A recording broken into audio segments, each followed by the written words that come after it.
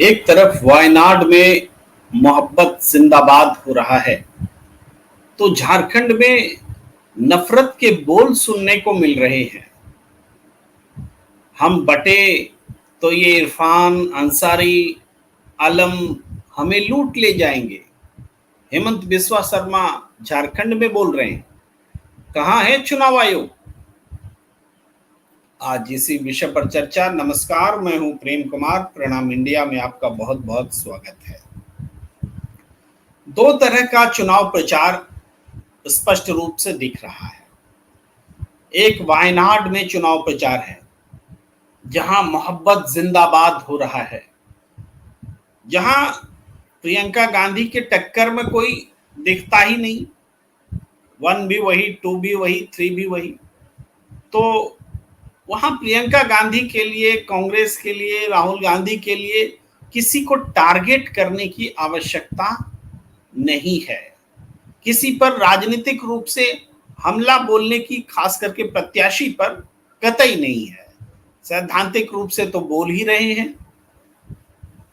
और जो वायनाड में दृश्य देखने को मिल रहा है, पहले उसकी थोड़ी चर्चा कर लेते हैं, तब नफरत की बात पर आएंगे। वायनाड में बारिश में भीग भीग कर लोग प्रियंका गांधी के भाषण को सुन रहे हैं।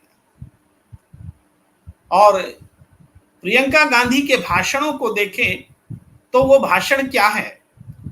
वो भाषण है कमिटमेंट का, कि हम आपके लिए प्रतिबद्ध रहना चाहते हैं, हम आपके साथ मोहब्बत के साथ आगे बढ़ना चाहते हैं, हम आपके साथ रह करके माँ बनकर, बेटी बनकर, बहन बनकर आपकी समस्याओं को सॉल्व करना चाहते हैं। प्रियंका गांधी कहती है कि मेरे भाई राहुल गांधी ने जो आपके लिए काम आगे बढ़ाया है उसको हम और आगे बढ़ाएंगे। जो मेडिकल कॉलेज के लिए प्रयास हुआ है उसको हम खोलवा कर रहेंगे। राहुल गांधी कहते हैं कि मेरी बहन जितना वर्क कर रही है, जितनी मेहनत कर रही है वायनाड को समझने की, वायनाड की समस्याओं को सुलझाने की, उनको विश्वास है कि वो बेस्ट सांसद साबित होंगी। बात यहां हो रही, इस तरह से हो रही है। और आम लोगों का रिएक्शन ये है कि बारिश में भीग भीग करके प्रियंका गांधी को लोग सुन रहे हैं, अपने घर में निमंत्रण देकर बुला रहे हैं, मिल रहे हैं, बात कर रहे हैं। इस किस्म का चुनाव प्रचार वायनाड में देखने को मिल रहा है और ये दुर्लभ है। ऐसा चुनाव प्रचार आम तौर पर देखने को कहीं और मिलता नहीं है।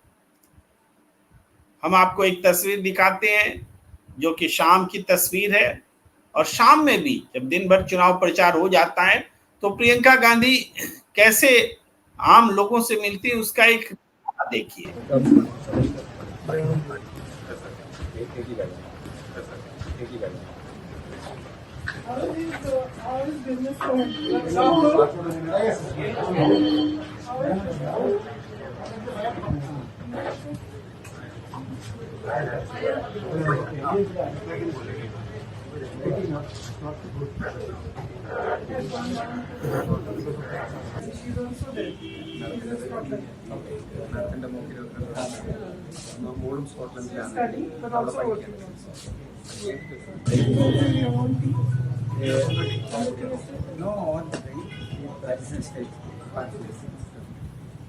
Okay, nice to meet you. Thank you. And all the very best.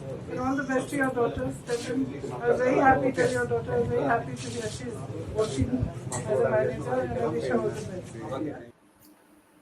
ये है तरीका। इस तरह से हो रहा है चुनाव प्रचार कि लोगों के बीच जा रहे हैं, दुकान में जा रहे हैं, छोटी मोटी खरीदारी भी हो रही है, आत्मीयता से बात भी हो रही है, उनका हालचाल भी पूछा जा रहा है। ये एक प्रचार आप देख रहे हैं। भाषण में मैं आपको एक टुकड़ा थोड़ा सुनाई देता हूं कि प्रियंका गांधी कैसे भाषण दे रही और कैसे वहां के लोग उनको सुन रहे हैं। वो भी एक टुकड़ा सुन लीजिए, फिर हम धीरे धीरे झारखंड में भी चलेंगे। जी।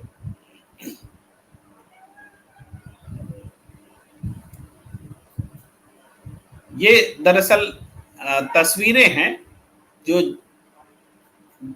प्रियंका गांधी, क्षमा कीजिएगा मैं इस पूरी तस्वीर को दिखाना चाहता हूं जी। ये जो तस्वीर है, ये तस्वीर दिखा रही है कि प्रियंका गांधी जो वायनाड में चुनावी सभाएं कर रही हैं, उसको देखने के लिए आसपास के लोग किस तरीके से बारिश में भीग रहे हैं, बारिश में भीगकर प्रियंका गांधी की सभा को सुन रहे हैं, देख रहे हैं, और इमोशनली एक अटैचमेंट है। देखिए दीवार पर खड़े होकर के, जो बालकनीज हैं उन पर खड़े होकर के लोग प्रियंका गांधी को सुन रहे हैं। ये तस्वीरें हैं, तस्वीरों में वहाँ का जो माहौल है वो माहौल पता चलता है, दिखता है, नजर आता है। प्रियंका गांधी की एक bite Everything that rightfully belonged to the people of India, our airports, our ports, the land that belongs to tribal peoples, all across India has been handed over to a few businessmen who are his friends. നമ്മുടെ രാജ്യത്തെ സാധാരണ ജനങ്ങൾക്ക് നിയമപരമായി അവകാശപ്പെട്ട എല്ലാം, അവരുടെ ഭൂമി, അവരുടെ വിമാനത്താവളങ്ങൾ, അവരുടെ തുറമുഖങ്ങൾ, ഇതെല്ലാം പ്രധാനമന്ത്രിയുടെ സുഹൃത്തുക്കളായ കുറച്ച് വ്യവസായികൾക്ക് കൈമാറിക്കൊണ്ടിരിക്കുകയാണ്. India was founded on the politics of Mahatma Gandhi ji.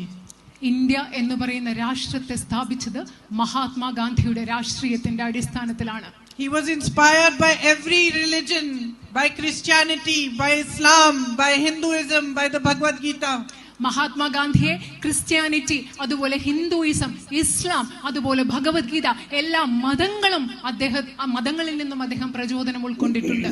And we gained our freedom after a brave and courageous fight which was unique in the world because it was non-violent. നമ്മൾ എങ്ങനെയാണ് സ്വാതന്ത്ര്യം നേടിയെന്നറിയാമോ?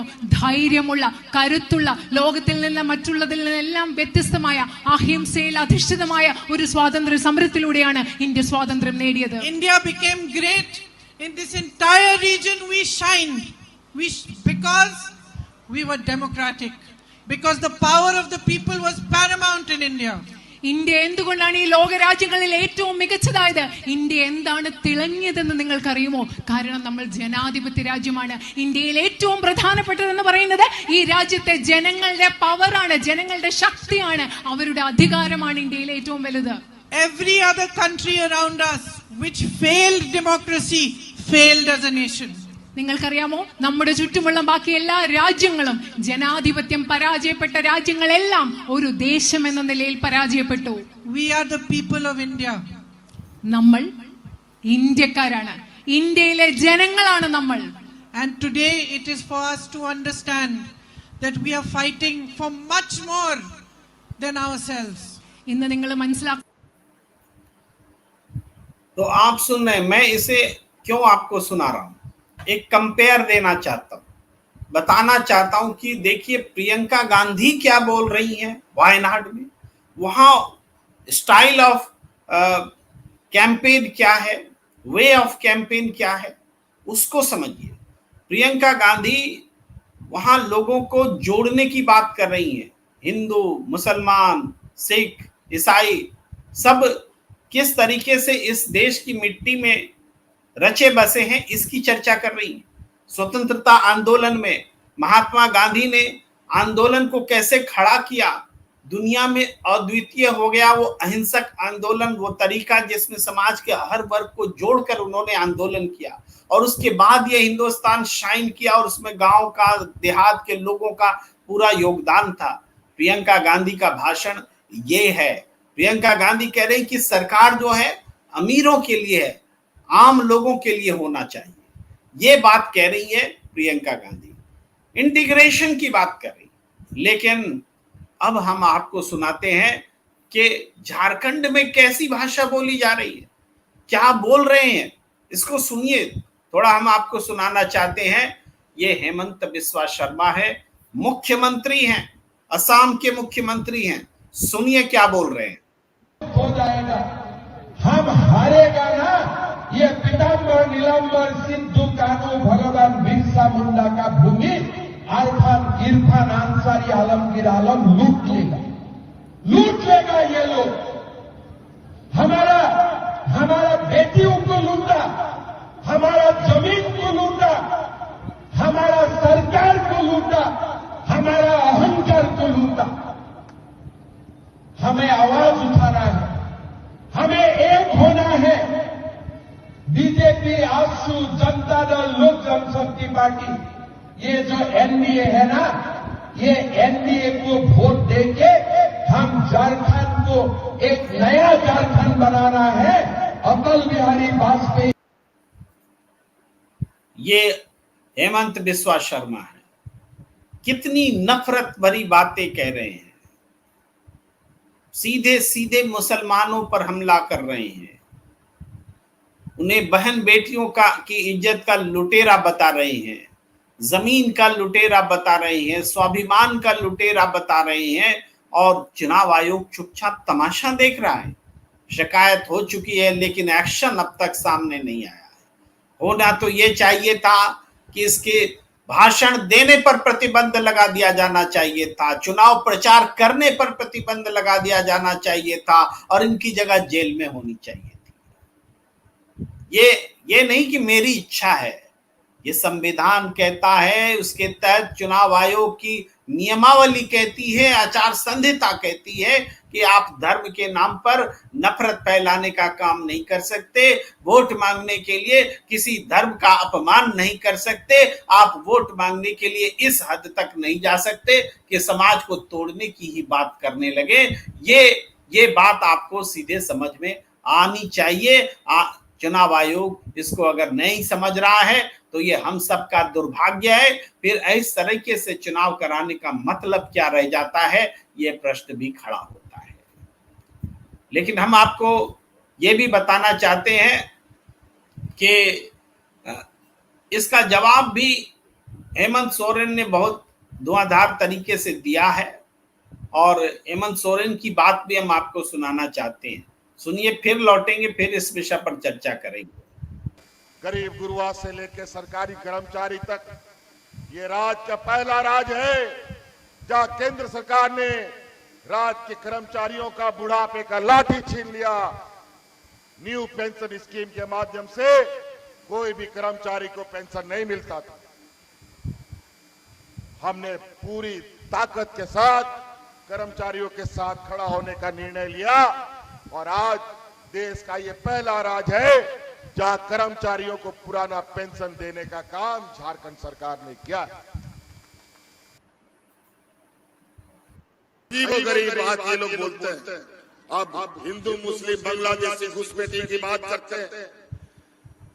मैं इनसे पूछना चाहता हूं, देश के प्रधानमंत्री जी जब शपथ ग्रहण कर रहे थे तो संविधान का किताब अपना माथा में ठोक रहे थे और बोल रहे थे कि ये देश इस देश के संविधान से चलेगा, कायदे कानून से चलेगा, हर वर्ग हर समाज जो संविधान में अधिकार मिला है सबको मिलेगा। मैं ये जानना चाहता हूं कि बांग्लादेश के साथ अंदर कोई घुस आप लोग का कोई समझौता है क्या?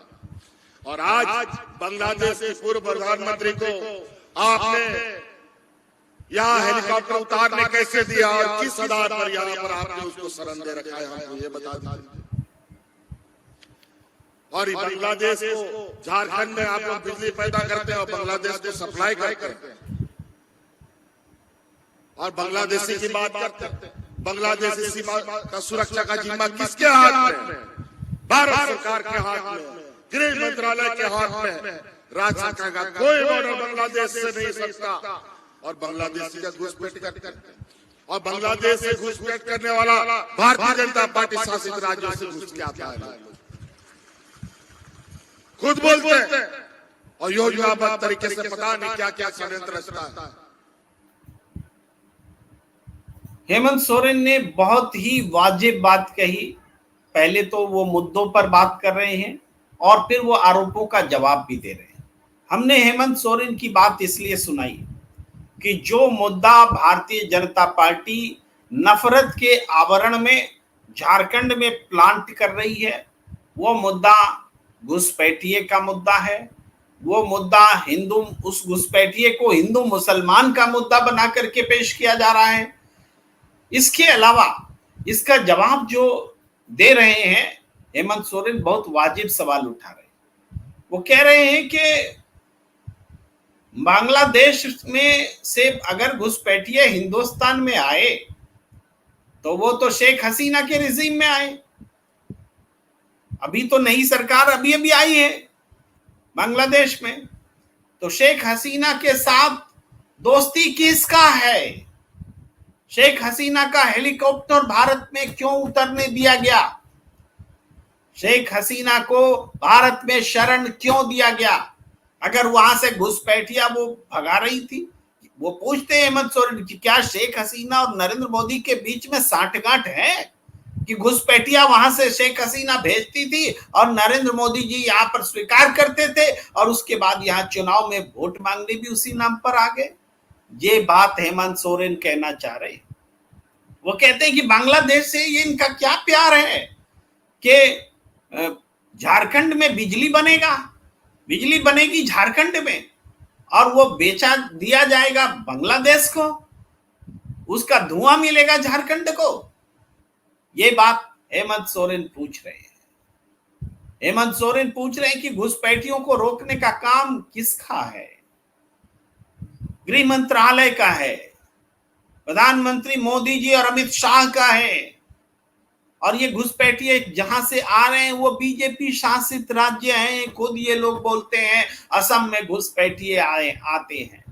असम के जरिए होकर के अगर घुसपैठिए हिंदुस्तान में घुस रहे हैं, वो सब बीजेपी शासित राज्य से आ रहे हैं, तो इसके लिए झारखंड के लोगों पर आप इल्जाम लगाते हैं। झारखंड में आकर के नफरत की भाषा बोलते हैं, हिंदुओं को मुसलमानों से लड़ाने की बात करते हैं।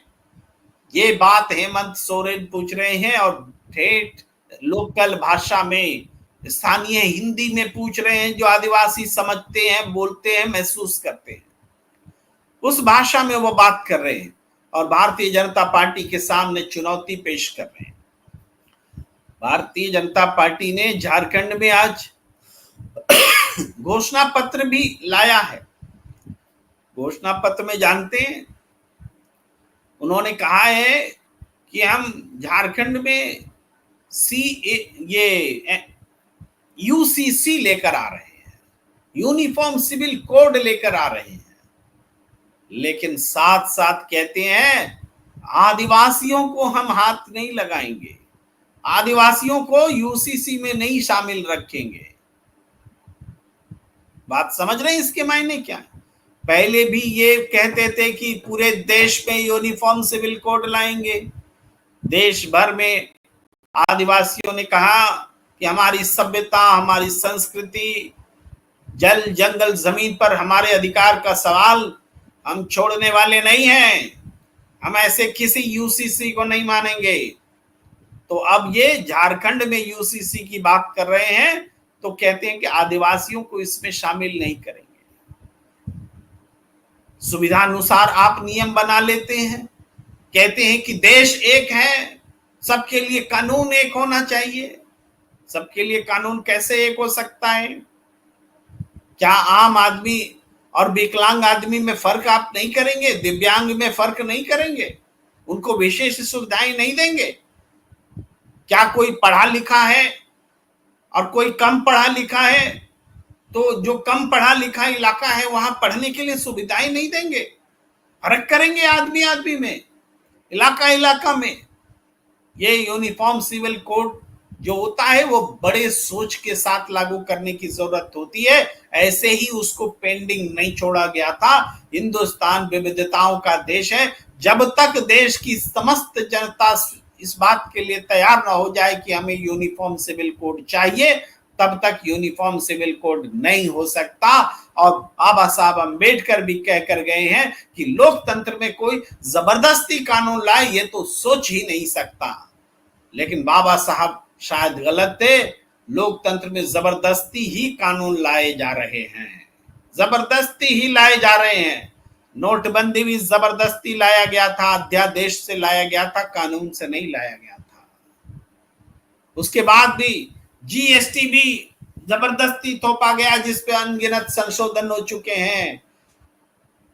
बहुत सारी चीजें जबरदस्ती होती हैं। चुनाव आयोग में आयुक्तों को और मुख्य चुनाव आयुक्त की नियुक्ति का तरीका भी बदलने का काम जबरदस्ती किया गया। ये सारी चीजें हुई हैं, हो रही हैं, लेकिन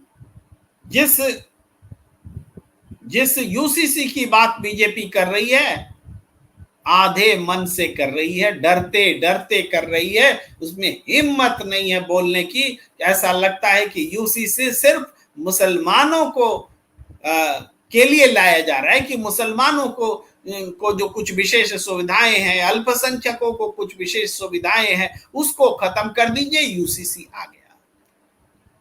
इस देश में अलग अलग हिस्सों में खान पान अलग अलग है, शिक्षा का स्तर अलग अलग है, भाषा अलग है, बोलचाल अलग है, धर्म ही नहीं, धर्म से इतर सामाजिक जो स्तर है वो भी अलग अलग है।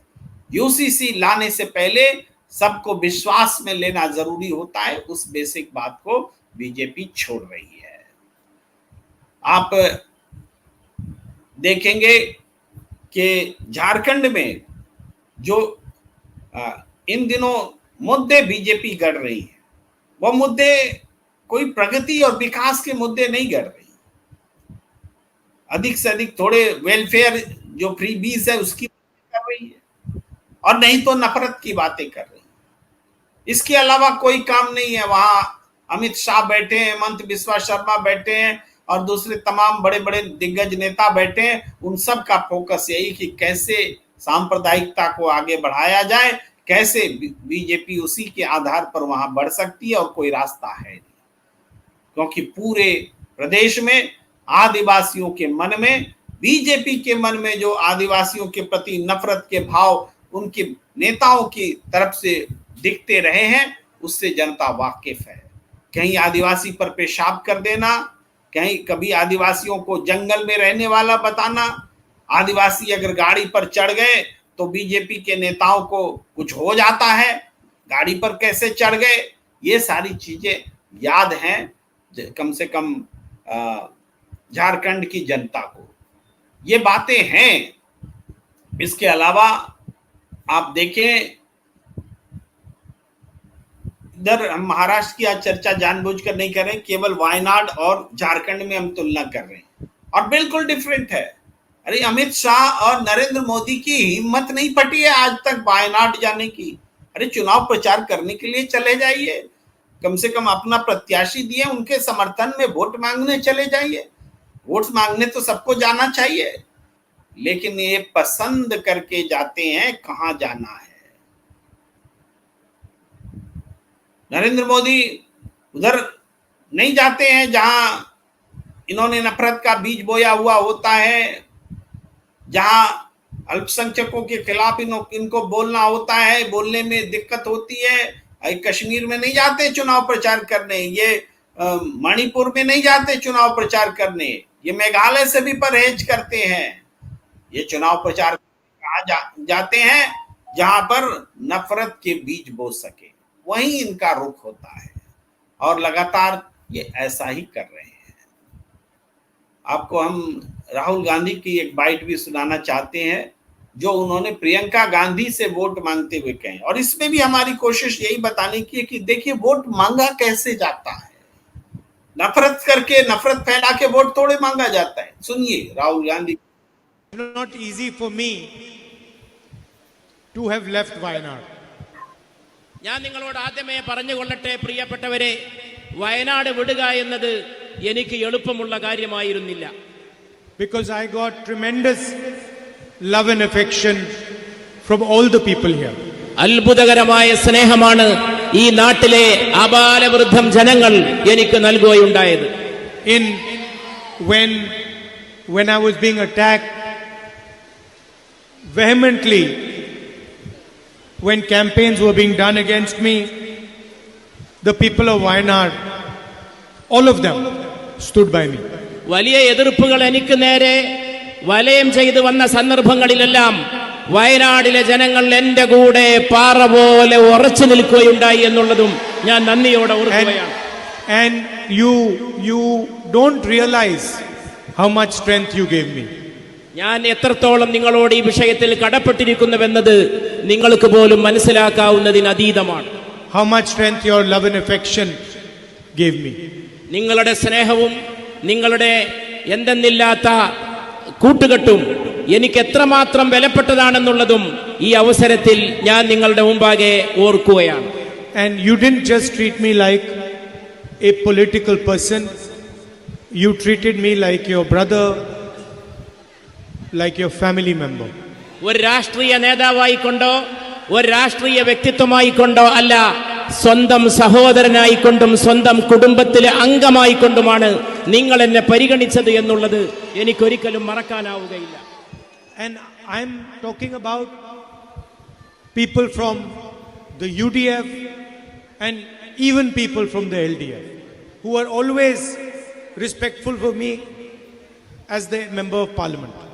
ഞാൻ UDF-ലെ സഹോദരങ്ങളെ കുറിച്ച് മാത്രമല്ല ഇത് പറയുന്നത്, LDF-ൽപ്പെട്ട സഹോദരന്മാരും ഒരു പാർലമെന്റ് അംഗം എന്ന നിലക്ക് എനിക്ക് നൽകിയ പ്രത്യേകമായ സ്നേഹവും പരിഗണനയും ഞാൻ ഇവിടെ എടുത്തു പറയുകയാണ്. So in your support of me, you even overcame your political differences. രാഷ്ട്രീയ ഭേദങ്ങൾക്കപ്പുറത്താണ് നിങ്ങൾ എന്നെ സ്നേഹിക്കുകയുണ്ടായത് എന്നാണ് ഞാൻ ഇവിടെ അടിവരയിട്ട് പറയുന്നത്. And for me also, whatever I did for the constituency, I did for every single person in the constituency. ഈ നിയോജക മണ്ഡലത്തിന് വേണ്ടി ഞാൻ ചെയ്ത കാര്യങ്ങളാകട്ടെ, രാഷ്ട്രീയമൊന്നും നോക്കാതെ മണ്ഡലത്തിലെ ഓരോ വ്യക്തിയെയും ഓരോ സഹോദരനെയും സഹോദരിയെയും കണക്കിലെടുത്തുകൊണ്ടാണ് ഞാൻ ഈ മണ്ഡലത്തിന് വേണ്ടി ഒരു ജനപ്രതിനിധി എന്ന നിലയിൽ പ്രവർത്തിക്കുകയുണ്ടായത്. So officially you will have a new member of parliament, but Wayanad will also be the only constituency in the country that will have 2 members of parliament. Vote मांगने का तरीका देखिए राहुल गांधी का, इन्हें कोई धर्म के नाम पर वोट मांगने की जरूरत नहीं है. ये अपने किए हुए काम, ये बनाए हुए रिश्ते के नाम वोट मांग रहे हैं. कह रहे हैं कि वायनाड में एक नहीं 2 मेंबर ऑफ पार्लियामेंट होंगे, एक ऑफिशियल एक अनऑफिशियल, अपने आप को भी मेंबर ऑफ पार्लियामेंट की तरह बता रहे हैं. तो वोट मांगने का एक तरीका, किसी को सीखना हो तो वायनाड में जाकर सीखे कि कैसे वोट मांगे जाते हैं. कहीं नफरत की भाषा नहीं है, किसी के खिलाफ में कोई कैंपेन नहीं है, बस अपने कमिटमेंट के बारे में, हम योगदान करेंगे, हम काम करेंगे, हम आपके लिए हैं, हम आपके साथ खड़े हैं, इस भाषा में अपनी प्रतिबद्धता जता रहे हैं. और जनता बारिश में भीग करके राहुल और प्रियंका को सुन रही है. ये है वोट मांगने का परस्पर विश्वास और एक दूसरे से संवाद, ये है तरीका. लेकिन झारखंड में जो बीजेपी जिस तरीके से वोट मांगती दिख रही है, क्या हेमंत बिस्वा शर्मा, क्या अमित शाह और नरेंद्र मोदी जी तो वाह वाह, योगी जी को तो आप सुन ही रहे हैं. ये बटेंगे तो कटेंगे के नारे के ही इर्द गिर्द चल रहे हैं. और बटेंगे और कटेंगे का मतलब क्या है, उसको समझाने का काम हेमंत बिस्वा शर्मा कर रहे हैं, जो सीधे तौर पर एक धर्म के लोगों को टारगेट कर रहे हैं और उसके मायने को अपने आप समझा रहे हैं. हालांकि ये झूठ बोलने वाले लोग कहते हैं कि बटेंगे तो कटेंगे, हम बांग्लादेश के संदर्भ में बोल रहे हैं. कभी कहते हैं कि ये तो एकजुट होने के लिए कह रहे हैं, कभी कहते हैं कि ये किसी के खिलाफ नारा नहीं है. लेकिन इस बीजेपी के ही तमाम नेता नफरती बयानों से इस नारे का मतलब परत दर परत खोलकर सबको समझा रहे हैं कि ये क्या है. एक तरफा एक धर्म के खिलाफ लगा इस तरह से बयानबाजी करके मुख्यमंत्री पद पर बने रहना, ये कैसा हिंदुस्तान बना दिया है, ये आपको समझने की जरूरत है. ये कैसा लोकतंत्र बना दिया है कि जहां मुख्यमंत्री हेट स्पीच दे रहा है, संवैधानिक पद की शपथ खाया हुआ व्यक्ति हेट स्पीच दे रहा है. कोई रुकावट नहीं है, कोई रोक टोक नहीं है. चुनाव आयोग बैठा हुआ है, कान में तेल डालकर बैठा हुआ है. बताइए कहां जाए? हर बात के लिए अदालत जाइए, अदालत से जब बात आएगी, जब कोई फैसला आएगा, तब कहा जाएगा कि अब इस फैसले की आवश्यकता ही नहीं रह गई है, चुनाव तो खत्म हो गए. ये होता है, इस तरीके से चल रहा है. हुआ था ना, महाराष्ट्र में हुआ. अब क्या करेंगे आप, तो खुद ही इस्तीफा दे दिए, वरना हम आपको बहाल कर सकते थे।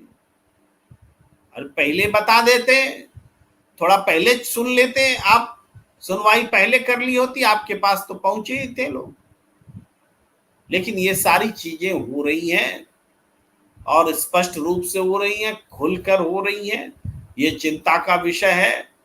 और लोग कहते हैं कि चिंता जता कर क्या होगा, होता है, बहुत कुछ होता है।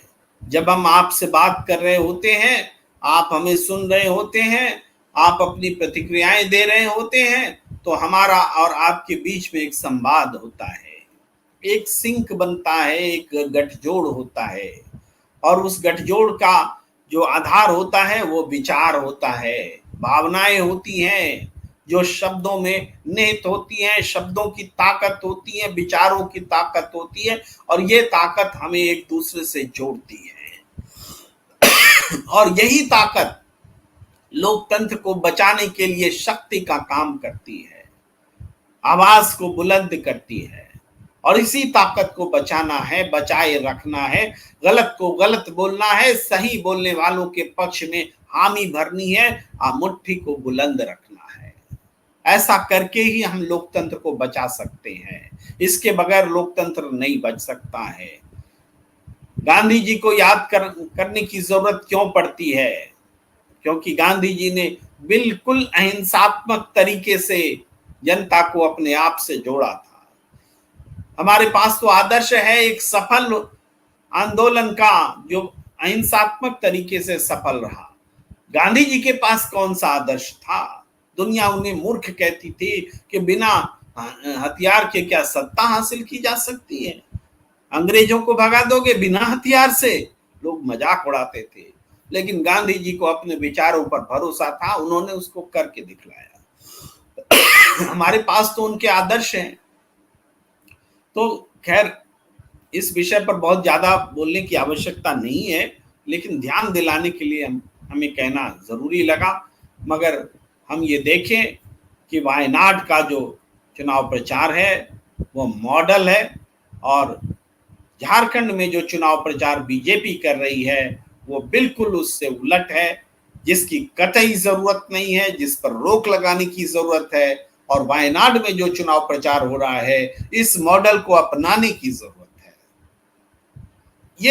यही आज की बातचीत का मैसेज यही है, और हम आपसे यही बातचीत दरअसल करना और आपको बताना चाह रहे थे।